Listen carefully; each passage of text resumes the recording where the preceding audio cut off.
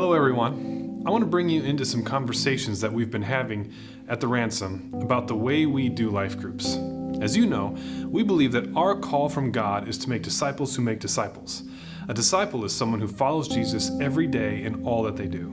A disciple understands that to be a Christian is more than simply having certain beliefs. It's a way of life, where we try to learn from Jesus every single day and teach others to do the same. We've come to believe that the best way for disciples to be made is in one-on-one relationships. In fact, right now we have around 80 people doing just that with our discipleship pathway.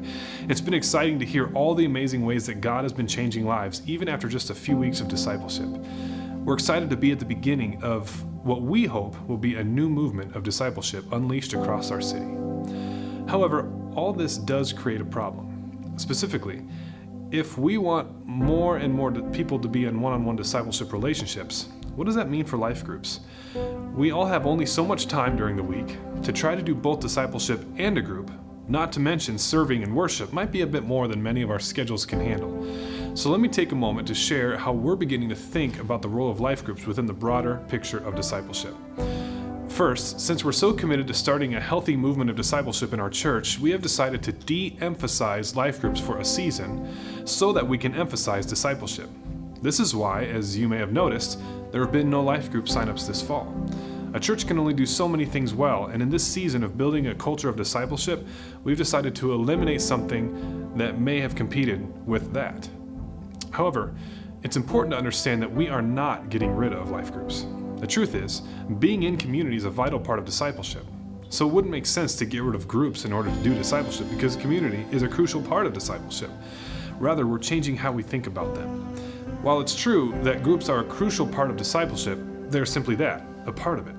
Churches, ourselves included, have often expected groups to do all or most of the discipleship process, and we're realizing that's not what they're made for. While groups are an essential part of the puzzle, research and experience show that including one-on-one discipleship into your routine is the best way to promote spiritual growth. We're not at all trying to dismantle your group. Many of your groups have been incredible sources of encouragement and support and growth over the years. However, we do want to challenge you to ask how your group fits into the broader vision of discipleship at the Ransom. So let me give you some options to think about. Number one, you could go like this. Your group meets as it is right now, plus you challenge one another to disciple someone. If you feel like you have the time for both, great. Our discipleship pathway works best if you meet at least every other week. If your group is feeling aggressive, then go for it. Let your group be a place where you can hold one another accountable, discuss the victories and the difficulties of discipleship, and maybe you can even invite your disciples into the group, or you can disciple one another within your group. Second idea is your group could meet every other week, and then you meet with the disciples the opposite weeks. Pretty straightforward. Number three, your group meets once a month and becomes a core group. Now, what's a core group? A core group is a new concept that we're developing where people who are in the discipleship pathway get together for discussion and community. Then, as people are discipled through the pathway, those who are newly discipled form a core group of their own and invite their disciples into it.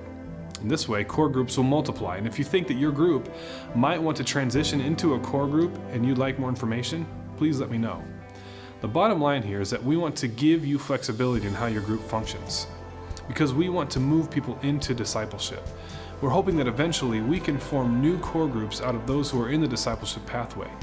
However, this winter we will be launching periodic classes and Bible studies as a way for people to connect and learn. That'll be a great way to learn more about the Bible or a specific topic, or just to get to know more people.